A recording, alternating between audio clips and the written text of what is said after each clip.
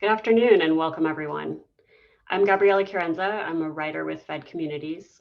Thank you for joining us for this Connecting Communities session on navigating the benefits cliff.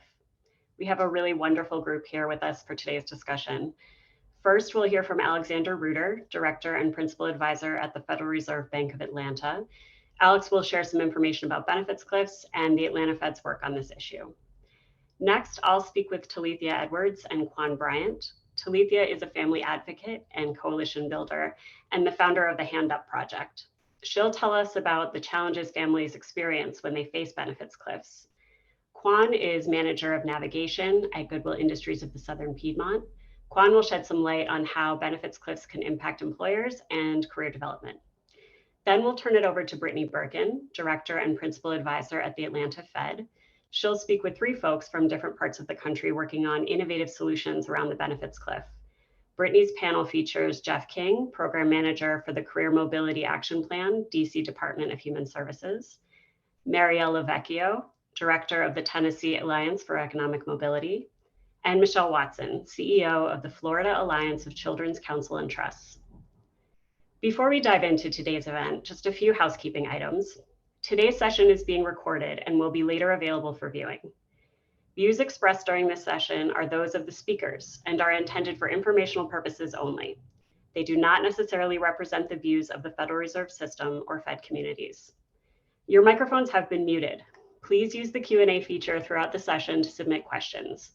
We have a really robust session for you today, so we'll do our best to address some questions during the session in the chat and to follow up with responses to others afterward. Finally, we want to share with you our Benefits Cliff series on Fed Communities.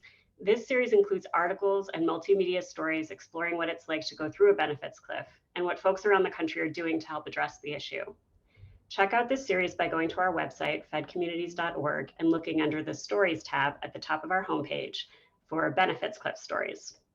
Explore our full range of articles, resources, and data at fedcommunities.org, and please keep today's conversation going and engage with us on social media using the hashtag #ConnectingCommunities. And now I would like to turn it over to Alexander Ruder of the Atlanta Fed. Alex? Great. Good afternoon, everyone. It's an honor to be here today and talk about the benefits cliffs and in the context of barriers and solutions. I'd like to start out by just having a refresh on what we mean by benefits cliffs for experts in the audience and folks who this may be a new topic for. By the benefits cliffs, we mean a general term by which workers, low and moderate income workers who are on public assistance, childcare, housing, food, healthcare, as they begin to earn more money, either through job training, a raise, as they begin to earn more money, they're going to gradually lose that means-tested public assistance. Right? Now, that can result in a few things. Number one, the worker can actually be financially worse off after an income gain due to benefits loss. That's what we technically call the benefits cliff. You're worse off. Visually, you're over a cliff financially. But it's a more general problem than that. You may be no better off. Right? So I give you $1 of income, you lose $1 in public assistance. We call that a benefits plateau, stagnation, right? Or you just may not be as financially well off as you thought you would be. Right? What are the consequences of this general term benefits cliff? Number one, it can disincentivize career advancement, right? If the financial returns to moving up the career ladder, moving into a new job are not there. Number two, it can destabilize finances. So let's say you actually do move up in a career. That sudden loss in public assistance, if not properly prepared for, could destabilize your finances. Number three, it creates a sense of risk. What if that job you're moving into is not a quality job that you're going to have a strong, lasting tenure in with upward mobility potential? If you lose that job and end back up on public assistance, can you get back on the programs you need in time to support your family? All three of those dimensions are at play when we think about the benefits cliff. Now, there's a rich history and community of researchers, practitioners who have worked on the benefits cliff for many years. I will want to briefly say that from the Atlanta Fed's perspective, Original entry into this work came through our labor economics research. This is an active field of research using a term what's called labor supply. Try and understand workers' decisions to enter the labor force or to work more hours.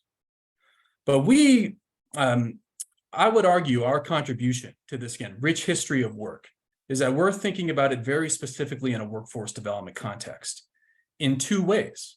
Workforce development is typically not just focused on, am I going to work more hours? Am I going to enter the labor force? Much more often, we're thinking about getting job training, having a multi-year educational plan, career pathways. How does this benefits cliff phenomenon affect the returns or what we expect workers to get from moving up those career pathways? That's number one. Number two is a broader conversation about how we measure outcomes in workforce development and associated fields. What I mean by that is that we often look at, does the worker now earn more after, say, a job training program? Did they get a job in the industry we were targeting? Very important measures, but due to benefits loss, we might want to look a little more holistically at the worker's well-being as an alternative measure, complementary measure even. And I'll come back to that at the end of my remarks. All that being said gets us to what's on your screen right now. Career advancement is often, particularly for low and moderate income workers, not happening in isolation. It's often one element in a larger framework that workers are working in to achieve their financial goals. And on your screen right now, you have elements of financial empowerment from the Consumer Financial Protection Bureau. And I think this is very helpful because notice that out of all these different elements of a worker's financial empowerment, number 3 is tracking income and benefits. Right? So this is an important part of overall financial well-being. That's number 1. The first bullet point, setting goals, that's getting that career plan in place. Right? You cannot do, in most cases, those two without that broader context of these other elements of financial well-being. Cash flow and budgeting, saving, of course, I already mentioned goals, mentioning debt. I want to put this out there just to remind us as we think about solutions. It's often occurring in this broader context of financial stability for working families, rather than one isolated element, career advancement only, benefits cliffs only. And perhaps solutions, the ones that are going to be most promising, are going to address many elements of what you see on your screen right now. Next slide, please. I'd like to point out for the audience that our work at the Atlanta Fed in this area started out purely as research. And we had a set of papers actually just beginning to investigate this connection between workforce development and career advancement and public assistance loss, the benefits cliffs. The first and seminal paper from this body of work, as you see on your screen right now, Benefits Cliffs and the Financial Incentives for Career Advancement, a case study of the healthcare career pathway. This lays out many of the issues I just articulated in the previous slide. This paper has been downloaded over 4,200 times in the last few years since its release. And I encourage anyone that this is a new topic to look at this paper in order to understand this relation between public assistance and workforce development more deeply. Next slide, please. Now, our work at the Atlanta Fed could have, of course, stayed in just a research lane. And in fact, we continue to do research. But we also had a very clear mission from our executive vice president and director of research, which you see articulated in the quote on the screen right now. He said, "Our goal is that every single person in the United States of limited means has access to exactly the same financial planning resource as every other person." Right? So in other words, higher income households have access to a variety of different financial planning services. We wanted to make sure everyone has a powerful suite of tools at their fingertips. Guided by that vision, we developed the CLIF suite of tools. Many of you perhaps have used these tools. It stands for Career Ladder Identifier and Financial Forecaster. This is a suite of tools that combines both career advancement, public assistance, and financial planning into a single tool that we hope executes on some of the elements that we just spoke about in the previous slides. Next slide, please. The CLIF tool, together with the research portfolio, is now part of a nationwide community of practitioners, researchers, employers that are continuing to address this benefits cliff challenge in the context of workforce development. And I just wanted to put out some of the ideas and kind of large bins of activities that are going on right now, and you're going to hear about many of these today. Researching solutions, number one. What's working, what's not? What are potential programmatic changes that look promising to address this issue? Number two, providing tools and resources for career and financial coaches. That's the CLIF tools that we just talked about that are being used currently nationwide. Number three, piloting employer solutions. Many of us have heard how employers want to get involved, they want to get engaged on this issue. We're all exploring ways that employers can effectively play a part in addressing the benefits cliff. And then finally, number four, supporting innovative pilots that are taking on creative ways to address the benefits cliff issue. And again, you're going to hear about a lot of these activities today. Next slide, please. I'd like us to conclude with a quote from an interesting source, at least to me, which is the Atlanta Business Chronicle. This is a quote from a worker they interviewed in Atlanta, and it says the following. The worker got a job at a doctor's office earning $12 an hour, 20% more than her previous job out of school. The extra $80 a week before taxes was not enough to cover her mortgage and utilities and make up for the lost benefits. And then the final part of this quote is from the parent. I hate to say it, but it made me feel like it was better not to work. She remained employed, but times got tough. She lost her house and had to move in with her mother. Now, I'm not putting this up here just to provide another anecdote about the benefits cliff. I want to highlight two things before I conclude. Number one, if we were looking just at employment outcomes, this worker would look like a success. We saw a 20% wage gain, but we know from this anecdote that there's a lot of financial instability induced, and it's questionable to what extent that would be a success, that 20% income gain, given what happened to this particular worker. Second, this is not the case we hear about of a worker turning down an advancement opportunity out of fear of losing public assistance. This worker took the opportunity and was destabilized. Could financial planning, community resources, employer support have mitigated this challenge? Thank you, everyone, for listening through this opening remarks, and I want to hand the session over to my colleague, Gabriela Chiarenza, for the first panel. Thanks so much, Alex. Really appreciate it.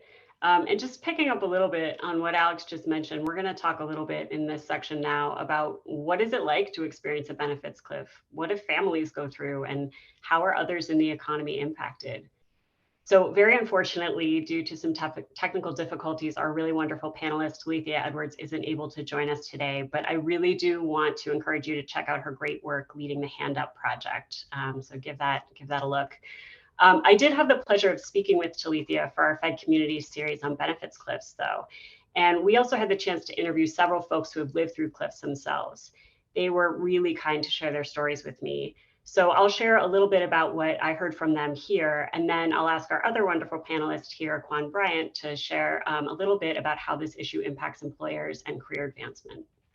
So it's really important to know that most public assistance programs are set up to address just one specific purpose. So for example, SNAP helps families afford food, Medicaid helps with healthcare costs, and programs like Section 8 can help people to afford their housing. But these are all separate programs, and that structure doesn't always reflect the real experience of families. Many lower income families are experiencing multiple challenges at once, and so they have to rely on more than one benefits program at a time for help. That can make the system really, really hard to navigate. Different programs have different income thresholds to qualify. After that, the benefits decrease. So people receiving these benefits may not know that their benefits are about to decrease. Several folks I spoke with said that they didn't know that was going to happen to them until they called into their benefits office to report their increased income. And then some told me they quickly lost 2 to 3 times the amount in benefits that they gained in new income. So I just want to highlight that 2 to 3 times suddenly gone. It's really hard to cover those costs all of a sudden if you don't know that that change is coming. So at that point, people who are now facing that benefits cliff often don't know where to turn. It's usually not clear. They're in this moment of transition and a transition plan isn't available to them. So this is where having access to tools like those that Alex just talked about is really helpful. It's also really important to have someone like a coach who knows you and your family situation and can walk through the tools and plan with you along the way. So as with any financial transition, especially one that can derail your family's stability, benefits cliffs can be deeply stressful for families. And the folks we spoke with mentioned that another thing that would have been really helpful to them as they had navigated a cliff would have been having a little more time or some temporary financial resources available to them to make that transition just a little bit more smooth. Also, I want to mention how often people we spoke with in our series brought up isolation, shame, and loneliness they were feeling when dealing with the benefits cliff, even though they were experiencing cliffs through no fault of their own. They said that sharing their stories with each other was really important to them so that nobody felt like they were going through it alone. So that peer experience is really important. They also mentioned how important it was to many of them to share their experiences with other people like policymakers, community leaders, and officials who they hoped would help them change the systems and lessen cliffs. And in fact, many people who've been through benefits cliffs by sharing their experiences have informed real systems change on this issue. So that's really important to note. I really want to encourage you to check out our series on fedcommunities.org that I mentioned to hear from these folks in their own words about what they experienced. We have several videos and articles where they're amply quoted and share their own stories. These stories are really powerful and so important to understanding this issue fully. I know you'll be as inspired as I was by their hard work to raise awareness about cliffs and to make things a little better for others. So in addition to families, benefits cliffs also pose real challenges for employers.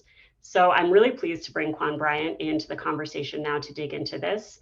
And again, Quan is Manager of Career Navigation at Goodwill Industries of the Southern Piedmont. Hi, Quan. Hello, Gabriella. So Quan, in some cases, employers may not know that the benefits cliff is an issue for people working in their companies. Employees might be really nervous to bring that up to their employers when they're offered something great, like more hours or promotion or a better job, when they worry that that could jeopardize their benefits. So can you say a little bit about how this issue poses challenges for employers around career advancement? How is this a challenge for employers who are looking to keep or promote strong workers? Yeah, I think awareness is one of the major issues or concerns that I think a lot of companies, if they're providing low to moderate income opportunities for individuals, they may not be aware that the benefits cliff tool is an issue. And so I think creating or enhancing the awareness around the issue is one of the key things so that companies and organizations can begin to plan around that. And I think it's also important that we begin to destigmatize benefits because a lot of employees may be afraid to share with employers that they're currently receiving those benefits because they have some shame around that. But I do believe that awareness of the benefits cliff tool as well as destigmatizing are two major opportunities. Okay, great. So I know that at Goodwill, you all have sort of brought this issue into conversations with your own employees about career advancement, as have some other employees across the country. I'm really curious, why and how have you done this, and what kinds of tools have been helpful to you all at Goodwill in having these conversations? Yeah, so I'm really excited. We are part of the Cliff Employer Tool pilot, and Goodwill is unique in that we have our retail stores. Most people are familiar with our organization in regards to our retail stores. However, we do have a mission side where we focus on career development and employability skills. And so we actually are implementing the tool with all of our participants in our retail stores. And we realize that this has impacted a lot of them in regards to them receiving increased wages over the last year. And so we've had a lot of learnings throughout this. And my team members, I just want to give them a shout out.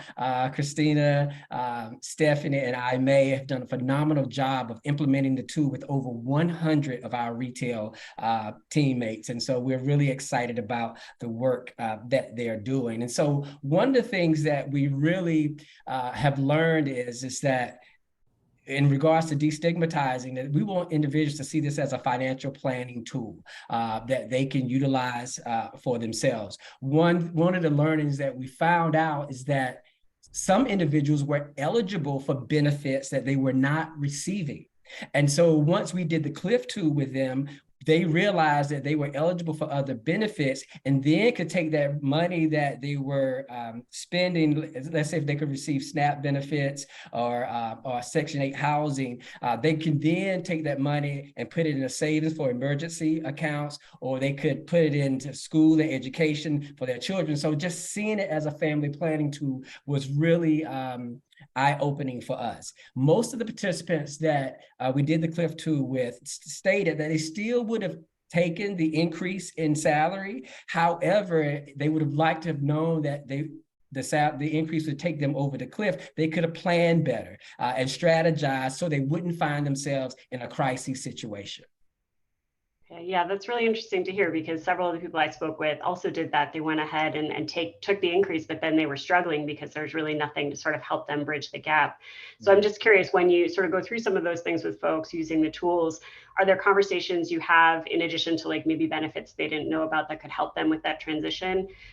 What kinds of other things are you able to do to sort of help people through that? So if they're saying like, okay, I know I'm going to have this many months where I might not have this much in benefits before I'm ready to cover the cost. Like, what kinds of things as employers do you think employers might be able to do to sort of help bridge those gaps and help people make that transition so they can sort of take those employment opportunities and stay with their companies? Yeah, I love what you said earlier in regards to having that time, but also realizing what are the community resources out there that could potentially support them in that gap. And so our team does a phenomenal job of connecting with community resources that could assist them to fill those gaps or those voids until they get a little bit more stable in regards to their income and that increase. Okay, great. And what kinds of feedback have you heard either from folks, the employees that you're working with, or also sort of folks on the Goodwill side about using these tools and how helpful has it been? Yeah, so on the Goodwill side and the employee side, one of the things that we're starting to look at now is that we have what we call new employee orientation. And so this is something that we are really starting. This is just a benefit, just like other benefits that we offer our team members. We're starting to look at seeing if we can offer this coaching and walking our new employees through the Benefits Cliff tool early on. As soon as they get hired with the organization and are learning about the organization, they can also understand their benefits more and how that might impact their family and how they might make better decisions moving forward. Great. And I like what you said about folks sort of feeling like, okay, I don't have to feel as much shame or frustration about this issue because I can just talk about it openly with an employer who says to me, I know this might be an issue and it's not your fault. And how important do you think it is to sort of have those conversations openly with employees to say, hey, you know, we know that you might be experiencing this benefits cliff situation, or your benefits might be changing as we change your income. We want to work with you through that. Like, even just having that conversation, do you think that that's important so that employees feel like they're not in it by themselves or that they have to be ashamed of it? Yeah, it's extremely important. And again, I think if the company and organization can position it as a way, as this is a benefit and an opportunity, as opposed to having the shame or taking away the shame around it, I think that's key. I think it's also important for team members to really understand to see this as a planning tool for themselves and how they can navigate to continue to advance in their career. Because the fact of the matter is, if they do go over the cliff, even though they're having this advancement in work, they bring their personal experiences to work with them. And so now they've shown themselves to be a strong candidate, doing great work for the organization, but they may not be able to perform at their highest level if they're having those challenges. Okay. And I don't know if you're at this point yet with sort of where you are working with the tools and these kinds of conversations, but do you have any sense of sort of how this is helping Goodwill to be able to retain really great folks and be able to promote workers who are really important to the organization and be able to keep them, as opposed to maybe losing folks or having folks struggle otherwise, which we know impacts people's ability to work if you're stressed out about your financial situation? Have you seen any sort of evidence of how this is sort of helping Goodwill in that sense? Yeah, and I think we're unique in that way in regards to our career coaches that we have and career navigators that are working. And it's all about relationships. It's how do we build those relationships and connecting with our team members and walking alongside them throughout this process see how we can continue to support them. And so once they know that we are there to support them, to try to advocate for them, as well as provide additional resources to support them, they're more willing to stay within the organization and work through that transitional period, as opposed to going outside of the organization looking for more opportunities that they could earn more money that won't allow them to have to deal with the CLIF issue. I see. So in a way, it's almost a way to be sort of an employer of choice, right? To be able to offer help like this and just support for your employees, just as you might and through any other benefit or support system you get at work. And that's one of our goals. We want to be an employee of choice. And we realize as an organization that we can do better in this area. And that's why we're actually looking at it, and we're being very transparent to see how do we continue to advance our team members within the organization? How do we retain them? And how can we support them as they're going through this transition?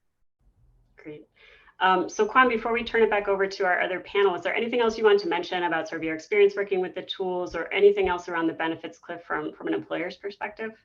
Yeah, I think from the employer, I'm excited that our organization has decided to make this a focus area, as well as beginning to advocate within the community for our community partners and other organizations, that this is an issue that we're seeing, and that we might be able to start to lead the way and assist other organizations in our community and how they can begin helping their team members and participants navigate the benefits cliff. Great. Kwan, thank you so much for those insights. Really interesting to hear. So now to learn more about how a few other innovative programs are addressing the benefits cliff, let's turn it over to Brittany Birkin of the Atlanta Fed. Britt? Thank you, Gabriella and Kwan. Really appreciate you lifting up important family considerations, worker insights, and certainly exciting to hear more about the employer pilot and how that's progressing and considerations for employers. And now want to turn and talk with three leaders who are working on other innovation pilots and mitigation strategies that might help inspire other pilots that we know are in consideration across the country. So thank you each for being here. We're going to dive right in. Each of your innovation pilots are designed to mitigate benefits cliffs, but you all have taken very different approaches. So I'd like to take the first few minutes to ask each of you to please describe your targeted population and how your pilot is designed to support economic mobility. Michelle, the work in Florida has been ongoing for some time and focuses specifically on the child care benefits cliff. Can you please take a few minutes and talk about the pilot design and participants and setup for the project? Absolutely. So our project was called FATES, Families Ascent to Economic Security, and it really dealt with the child care cliff. And what we were seeing is we were seeing families that we were in minimum wage to low wage jobs. And as they went to try and receive job training, education, certification, we're really concerned about, as they were reaching the economic ladder, what happens to their childcare, which in the state of Florida is at least an $8,000 benefit per child, depending on your child's age. And so as Alex was speaking about benefits cliff, that is a significant, what I like to call a ravine. It's not even a cliff, you just fall into a ravine in Florida. And so what we did is we partnered with local funding sources to come together and basically worked with families through our career source and our workforce system to really work with families to say, we want you to reach economic security. We're not quite sure in Florida that 85% state median income is that threshold. So once you hit that threshold, we're going to lay over childcare benefits for a period of 3 years where you continue your job training, certification, and upward mobility so that we can take some of that toxic stress off of you. And then we could actually demonstrate the impact and the ability to sustain that family budget for that family to be able to make better decisions and to take away all of the stressors that happen. So our first cohort, we really dealt with individuals who are working on their medical field type of certification, CNA to RN pathway. And then our second cohort, where we learned many, many lessons, we really opened it up to a diverse number of occupations, and we saw very different pathways. And so we were able to really respond to the multiple needs with different strategies. But ideally, at the end, all of our participants were so grateful that we gave them excess time to receive subsidized childcare as they finished up their programming, as they were getting to the economic security threshold that allowed them to have a nice balanced budget for their families. Thank you, Michelle. And I appreciate you alluding to lessons learned. We will definitely get to that. For families with young children, we know childcare is one of the highest cost centers in the family budget. Housing is right up there. So Jeff, your innovation pilot in DC has a heavy focus on both workforce coaching, but also on housing. So would love to kick it to you to learn a little bit more about your pilot. Absolutely. So yeah, our target population is 600 families that have experienced homelessness in the district, that were in our shelter system, moved on to rapid rehousing programs. The district has made a lot of progress in recent years on housing first approach and making family homelessness much rarer. But what we struggle with, just based on a lot of what's been described here already, is the benefits cliffs for that population are specifically significant. And I know the Federal Reserve actually just released a briefing paper on this within the last couple of weeks, just highlighting kind of the extent of that challenge in DC, in addition to our program, in terms of our proposed solution there. But in general, you know, we find a single parent household that have a lot of different types of public benefits and that have housing benefits specifically. Again, they don't tend to return to homelessness from our rapid rehousing programs, but it's really hard, especially with our cost of living here in the district, to get families, you know, to advance. And what we find is that really, even if they get a relatively decent paying job in a lot of cases, it's still really hard to make enough where you're actually not just getting caught right back in that trap of a benefits cliff and really no better off than you were before. And so our program has a few key aspects to it. We are accounting for childcare, healthcare, SNAP, and TANF benefits in our equation. So essentially what we're doing is, as families have earnings that cause them to start to lose those benefits, we are first reducing their amount of rent that is due. Our families are paying 30% of their income in rent as part of their housing assistance, but we are doing dollar for dollar reductions in the cost of that rent to offset the loss of some of their benefits. And then after the point where we can no longer make up for that in rental discounts, we also have an up to $10,000 per year cash fund that we're applying towards these families. And we've kind of gotten this kicked off, and our first participants started about 10 months ago in the program. We got up to 600 families back in the spring. And really have you know, kind of gotten to the point now where we, you know, are fully enrolled and trying to help families, you know, move beyond just meeting basic needs and do some of the career work. And I will say we have some robust career and family support services that go along with the program, in addition to those benefit cliff mitigation strategies. Thank you, Jeff. I really appreciate you sharing that overview. And Marielle, I want to pivot to you. And the pilot that's in Nashville and the surrounding counties includes elements of workforce coaching and transitional benefits to mitigate any potential cliff that families may encounter. Can you please share some details on the design of your pilot and the participants? Yes, absolutely. So I direct the Tennessee Alliance for Economic Mobility, and we're a public-private partnership comprised of 32 organizations that are working across Middle Tennessee to support 900 families in moving beyond the benefits cliff. So we call our pilot Our Chance Tennessee. We're doing this work really through the Tennessee Department of Human Services and their Tennessee Opportunity Act.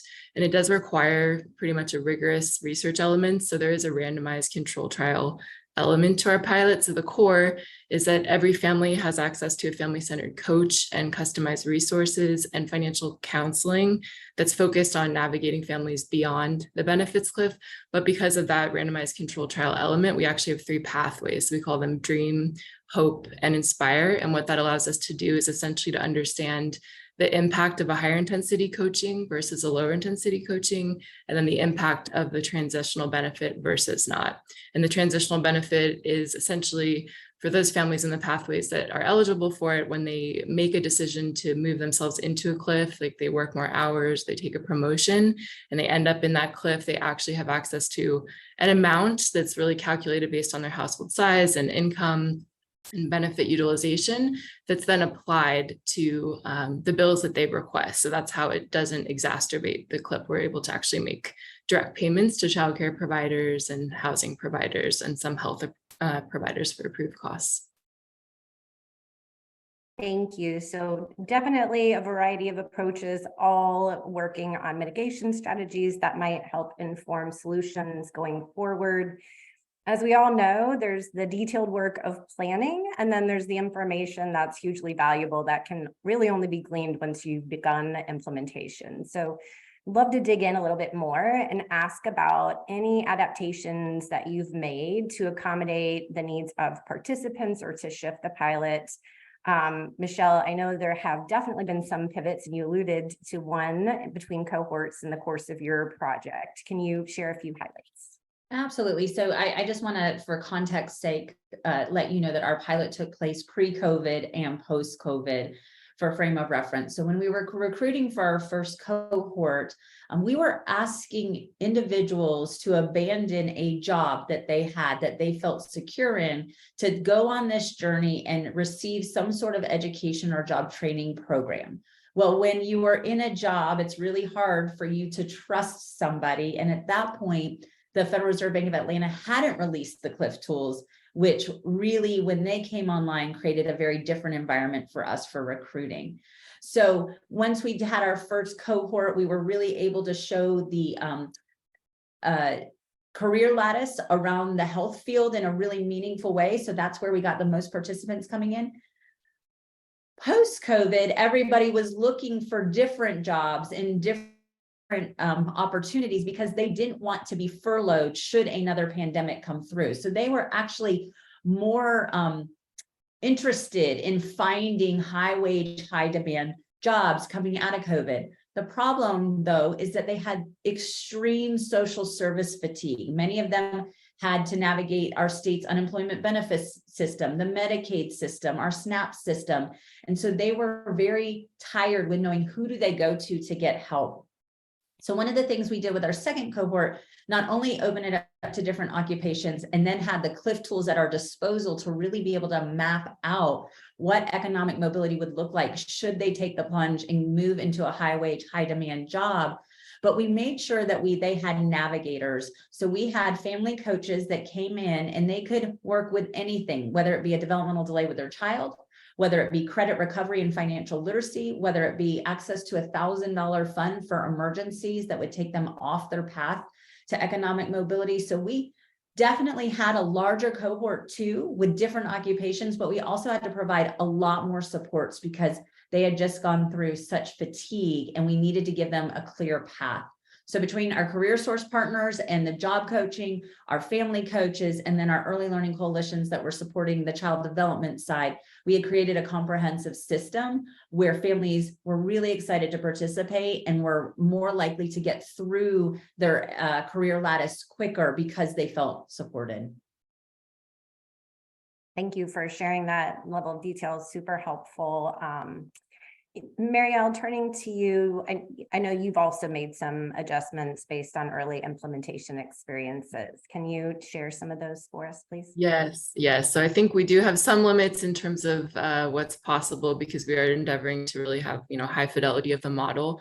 We're always making changes because there's always a need for continuous improvement. But I think the most significant shift is that we've added client assistance. What we were hearing from partners when they were recruiting families in our region is that families were interested, they were eligible, but they were struggling to make the decision to move forward because there was some crisis that they were dealing with at the time. So we were fortunate to be able to request sort of a special addition to our model, which allows families to have access to up to $1,000 that they can use to support their goals and moving forward in their lives and obviously increasing their self-sufficiency. And ultimately that enables them to kind of step into that space of longer term thinking. So I would say that's the most critical change that we've made since the launch. Really interesting. So that flexible spending you both mentioned and when families need that financial resources and a little bit of slack being a key component. Jeff, certainly welcome you to speak on any adjustments that you've made, but also would love to ask for you to please share highlights of the experiences so far of how the pilot's going or participants, their experiences within the pilot. Yeah, absolutely. And so, yeah, I think I can kind of answer both of those. We're really new still. Obviously, our average participant's only been in the program for 6 months or so. But what I would say is, we definitely, in just informing our kind of economic model, like how we're leaving benefits cliffs, I think similar to Marielle's answer, like that's relatively set in stone in terms of our regulations for the program. And also just, we did a lot of work with the Fed team just to work on analysis that helped inform that as well. I think it's more on our end, like getting folks to the actual uptick of those, like getting to the point where they have those earnings. And I would say like for a lot of our families, we knew that, the average family coming to us was not employed at the time of program entry, right, has been in a rapid rehousing program for potentially a year or two, but really, has a ways to go before they're getting to where they need to be. And I will say too that, there are some participants that are, already working or, ready to work and hit the ground running, and others that just take a longer approach. We've really tried to just make sure that we're tailoring those services. I think what we found is just housing, in terms of making sure people are in a place that they feel comfortable in the long run. We've had a lot of people relocating. We've had a lot of folks who just, I think, needed time to trust and bond with their assigned navigators, what we call our frontline provider staff that are working on this. And so I think what we've really just been trying to do is get a good understanding of exactly what the differing needs are, and make sure that our services, are touching on those, and also that, again, folks understand, as complicated as benefit cliffs are, our program benefits, while they fill those gaps, can be a little complicated to understand too. So again, we're really trying to make sure that folks feel really comfortable, taking that next job, taking that next step. And we are seeing some significant increases in employment so far in the program, which is encouraging, at least based on our early data. Still got a lot to go in terms of our evaluation and analysis of this work. And we have an actual control group from a lottery process that we use to select families too. So we're looking to really learn a lot from that process too. Yeah, I would say we've just been really in getting it off the ground mode, and then really trying to make sure that we understand our families' needs and we can kind of adjust to those in terms of the frontline experience. Yeah, well, really exciting to hear the early progress, given, as you said, you're really just getting up and going. Michelle, I know you've had some powerful testimonials from participants. Can you share a few highlights on the experience of those that have been engaged in FATES? Absolutely. I think when we're looking at the theoretical model in the design, we made an assumption that the minute that a family attained a high wage, high demand job, that they were then economically self-sufficient. And what we really saw is, because these families had been in such a resource deficit for so long, that it took anywhere from 3 to 6 months for their budgets really to be sustained, and being able to then be in a positive revenue state to then take on the onus of some of these spending issues. And so what we did is we made sure that we really thoughtful about how we kind of weaned families off once they kind of hit the magic number that we decided was a high wage, high demand job, so that they wouldn't be cast back into toxic stress. And then wondering, if this was all worth it and in a deficit. So I think that that's really important. Is, first of all, this work is very personal. This work is not a one size fits all. That is why a team and support to have solutions ready within a framework is really important. And then I think the other thing that we really, really recognized is that benefits for 2-parent families are really difficult to get. And so the fact that we had a family that had a working parent and then somebody in a job high wage certification, the fact that we were able to lay over community funds was the first time that they had been able to actually access some sort of public benefit. And it actually, because they had the support system in having 2 individuals being able to take care of the children while they were studying or getting their certification, they actually were quicker to go through their programming. But I think that one of our blind spots was recognizing that 2-parent families do not have access to a lot of public benefits, and they are really struggling.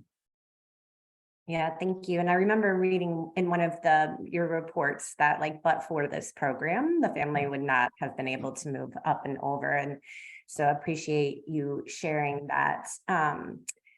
Marielle, you are always incredibly forthcoming in sharing your learnings as you work to implement the pilots. Are there some lessons learned that you would be willing to share with others that may be thinking about the formation of a pilot themselves in their community or state? Absolutely. One of my deepest passions. Yeah, I think it's interesting how learning happens. And I can tell, like, even the conversations now that we're having today are further along than where we were just 6 months ago as a community, which is really incredible. But I think 3 that have felt like the most enduring is the first is just the importance of understanding the need. When we were doing planning for this pilot, we did a really comprehensive needs assessment and asked like the big question, what do families need to thrive? And we asked that of families. We asked them what stood in their way. We asked them how the benefits cliff was impacting them, what they would do, what dreams they would have for their family if the benefits cliff wasn't an issue. And that informed essentially our model, our brand, our messaging. And so I think whether it's, pilots like this or with policies, anytime we can have the folks that are closest to the issues really casting that vision and ideally also explaining what are those barriers to that vision, that is critically important. The second is really creating a culture of learning and growth and celebration, because this work is so challenging and it does need constant iteration, constant shifts. And so you want to be in a place where you're getting feedback or you're seeing a problem and you're able to actually move in community toward a better solution. You can do that, we've found, more consistently by recognizing the celebration stories of families. So we have partners that share every Friday on our project management platform of what is something they want to celebrate. And so what we can see is oftentimes they're celebrating the caregivers that they're working with, but sometimes they're celebrating one another in the collaboration. And it's been really incredible to sort of see those stories shift. The third, which I've heard a lot about today, which is really exciting, is the social and emotional experience of families being very mindful of considering that when doing any sort of pilot like this. As we've heard, it takes time for families to establish trust in a relationship with their coach, or to establish more trust and hope in themselves that change is possible. One of our celebration stories actually happened last week. A caregiver jumped over a cliff, which was so exciting, and we're so proud of her. But what her, I think, initial reaction was fear, because she had become, of course, accustomed to something, and it was almost like she felt like she had done something wrong in jumping that. And so her coach encouraged her and explained to her, you've actually done everything right in this process. You now have more for your family, you're financially better off, but being mindful that that takes time to understand. And so kind of leads me to the last point, which is that we have hired peer ambassadors who are pilot participants to be a part of our pilot, a part of our backbone team. And part of their role is sharing their stories and communicating with other caregivers and sharing their stories. And I would say that any pilot considering this work, I would recommend really thinking about the critical nature of storytelling and how social we are. So I'm excited that soon we'll be able to start sharing those stories with caregivers, with each other, to kind of help prompt and motivate some of this change. But I think without that, it can feel like, again, this caregiver jumped over a cliff. She was sort of in company on the other side. And when she got to this other side, she's a pioneer and she doesn't really know people yet who are doing what she's doing. So thanks. No, thank you. Yes, I mean, in all of this, hearing a lot about relationships and trust, which makes complete and total sense. And so a quick follow-up to that, Marielle, and then I'm gonna, look at Jeff and Michelle, would be, when you were setting up the pilot and thinking about the coaching model, how did you all approach the decisions, or what were the considerations around the relationship development component and, things that might inform others as they're thinking about the importance of, Sure. not just structurally the pilot, but really how you set up the interactions to maximize success. Right. So we are housed at the Martha O'Brien Center, which is the oldest nonprofit in Nashville, and they had been piloting essentially a 2-gen approach for 2 years, and they saw the impact of the family-centered coaching model out of the prosperity agenda. They saw all of the issues that caregivers were presenting. And I think the reason why they wanted to move forward with that model, which places caregivers at the center and really kind of moves forward at the pace of caregivers' goals with them in the driving seat. But I think they also recognized that there was this benefits cliff system level issue. And that's why they saw this opportunity to step into this societal issue with all of the experience they had working directly with families. Thank you. And Jeff, would ask you to speak a little bit about relationship considerations and how you thought through that when you were establishing the pilot. Yeah, no, it's been huge. I will say, for us, we really wanted to build on a lot of other work that was already happening in the district, both on the homelessness side of things as well as our public benefits and our TANF program specifically is taking a two-gen approach over the last handful of years and wanted to build on some of the learnings from that too. We also did a lot of focus groups with participants in our rapid rehousing program, looked at a lot of survey data, talked to our advocates, a lot of researchers really, and kind of designing what we have here. So just, I will say, even, to get the program off the ground and get the funding for it, we needed to implement both legislation at the district level as well as regulations. And so it was really important to get buy-in. Our Mayor Muriel Bowser, our Director Laura Zeilinger were really behind this, but not only them, the council has unanimously supported it. We had a lot of community support. So again, I think, being able to, and also I'd say just doing the work on the back end, pre-work, right? Like, obviously I mentioned the Fed as a great partner in the analysis work we did in design, but also just, again, kind of covering all the details, having things that are ready to go and building on them. And again, just getting everyone, kind of behind trying this effort and in agreement that this is something we want to learn from and hopefully, use to improve some of our programs more broadly, I think was really key. And then ongoing basis, obviously. So we have some great partners that we work with in implementing the program. Greater Washington Urban League, FedCap, and Capital Area Asset Builders are three of our providers that, again, had already been doing a lot of work in the community. And so it's great to leverage partners that, are both used to working with us and really, have frontline staff that know our population, that, really are focused on meeting their needs, independent of their work with us even. And so, I think that's all, critical to our prospects for success, and really, just the need to continue to partner not just with those providers, but really with the broader community, and making this successful is very important for us. And Michelle, I want to ask you maybe to answer on two levels. One would be the considerations of relationships between, coach and the participants or clients. But then the second was, in your pilot, you really brought together two different entities, a workforce board and an early learning coalition that administers the subsidy. So would love for you to react to, you were developing relationships on multiple levels and what insights you might provide in bringing systems together. Absolutely. And I think you are spot on, given that we kind of backed into the infrastructure of our innovation product.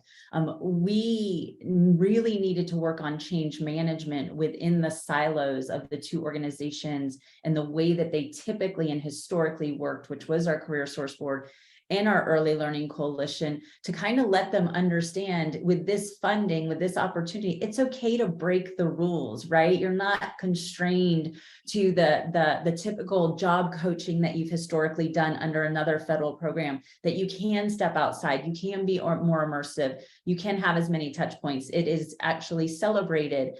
And so I think that through the change management we did with the organizations, and those organizations being really committed to making this project work, it naturally started to build trust with the participants because they understood that these individuals were here to help them. And then secondarily, as you know, participants are your biggest cheerleaders. So once they got through and were able to have their testimonies about, I feel like I could call my coach no matter what time of day, and they would still pick up this phone today, even 3 years out of the project, that means that those relationships were really created, and there was the opportunity for that participant to be successful. But please do not underestimate change management within your infrastructure if you're utilizing an already built system.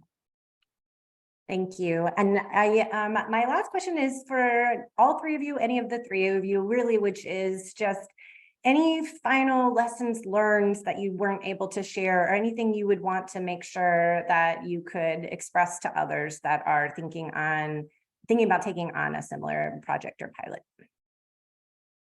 So mine would be flexible. It's really hard to evaluate this work because of the human capital you're working with. And so we had participants that were in school for 24 months. And so while they were in school for 24 months, they only had a year to stabilize their budget. And then we had some individuals that were going through an 8-week Salesforce certification where they would come out and be placed making $65,000, $70,000. And so what we basically said is that 3 years is dependent on the situation. And so what we did is, with the Salesforce example, we gave them up to 18 months. And then we took the remaining dollars and we applied it to those individuals that were going to take longer to get to sustainability. So that we were always being reactive to personal situations, so that we would not stop them on their trajectory and their pathway to economic self-sufficiency. I would add the importance of people in all of this, whether it's people-centered processes to the degree possible, human-centered processes. If you're doing research, really being mindful of the burden to families, the experience, and how that could be triggering. What do you need to collect? What do you not need to collect? Only collect, what you're actually going to use in terms of data. And then with people, whether it's, you have a backbone team and you're doing collective impact, or partners, or whatever your mechanism is, they're the most critical elements. So we have an incredible backbone team that is just so diverse in terms of, gender and ethnicity and otherwise, generation. And then partners are similar. I think one recommendation is just really front load the idea that if you're doing something like this, you're essentially a startup. And so there's just going to be constant changes that are needed. And I think a lot of folks have gotten into that mode, and we're all collaborating really effectively together. But of course, when you're just starting, it's of course a little difficult to navigate that. So yeah, people take your time finding the right people. Wise words. Jeff, any last comments? We definitely echo a lot of that, and just add, I think that, from my perspective, it's really important, to get the opportunity to do work like this, to kind of at least have some things that leadership, and we're lucky in our case, and other folks that are in our agency have in mind, be thinking about these solutions and know maybe I can't fund it this year, but when that next thing comes around, the next opportunity, your next chance you're in front of a funder, right? Hey, this is something that we think could really work. And then again, as I mentioned before, kind of make sure you've done the homework, that you can back it up, that you can show there's community buy-in, and that also as you're implementing, you continue to get that buy-in, and you learn lessons from that, and can show responsiveness. I think that's going to be really important to our success in this moving forward. I think obviously I feel good about the infrastructure we have to start, but this will not be successful unless we're really focused on again, making sure that our families are benefiting, and that others in the community understand what we're doing, and that we can tell those stories, and also just again make sure that we are making some pivots and adjustments to what we're doing to be responsive to their needs, because there's just a lot of different needs, and we just definitely recognize that each of our families and individuals, that we want them to have agency over things, and that's the thing that we just continue to hear a lot in our design work too. Obviously, right, is that families didn't want to feel like they're being told exactly what to do or where to go, right? But we were actually there to help and listen to them. Thank you. I want to thank all of you, in addition to Quan, Gabriella, and Alex, for their contributions, but you all are incredibly gracious, both today, but always, and being very open to sharing the work that you're doing and the learnings that come from it, and how that might inform potential solutions. So just really want to thank you all. And with that, I'll turn it back to Gabriella to close this out. Thank you so much, Brittany. And again, I'll echo your thanks to all of our panelists. Wonderful job today, and really important information about this very complex issue. It's really inspiring to hear all the work that everyone's doing. And thank you all for joining us today, attendees, for spending your valuable time with us. Just before we close today, just a few small requests. One is to please complete the survey that will be sent to you immediately after the event. So today's session, including slides, will also be available on YouTube and the Connecting Communities page of our website in about 2 weeks. Please do visit Fed Communities at fedcommunities.org to access our series on benefits cliffs that I mentioned earlier. Again, you just click on the stories tab at the top of the fedcommunities.org page, and then select benefits cliff stories. You can see the whole series there. We also have links there to the Atlanta Fed's tools and their other work on this issue, so you can get everything in one place. And don't forget to subscribe to the Fed Communities newsletter for your convenience. We've included a QR code right here on this slide, which you can scan with your phone, and that will allow you to go right to our page and subscribe to the newsletter, where you get all the good information about what we're working on. Finally, please be sure to follow us on social media for details about future Connecting Communities sessions. Thank you again for joining us today for Connecting Communities. Enjoy your evening and take care.